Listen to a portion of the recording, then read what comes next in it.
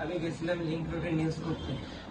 সেখানে ছাত্ররা, তিতুমিরের ছাত্র, ব্র্যাকের ছাত্র, ওরা আমাকে যথেষ্ট হেল্প করছে। ওরা যথেষ্ট আমাদের প্রোটেস্ট বলছে এভাবে নিতে। আমরা এভাবে চলে যেতেছি।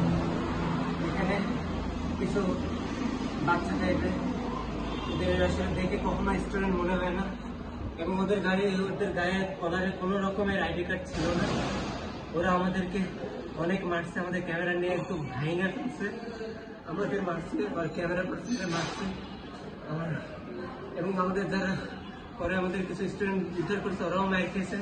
ওরা লাস্টে আমাদেরকে উদ্ধার করছে, ওদের আইডি কার্ড ছিল। ওরা যথেষ্ট ভালো ব্যবহার করছে, পানি টানি দিয়ে আমাদের করছে। এখন আমি একটা গুদাম ঘরে আছি, গোডাউনের মধ্যে কোথায় আছি জানি না। আমি বলতে চাই, এই যে আন্দোলনের ভিতরে যে কিছু অনুপ্রবেশকারী আছে, এদের বিরুদ্ধে ব্যবস্থা নেয়, এদের বিরুদ্ধে সচেতন হয়।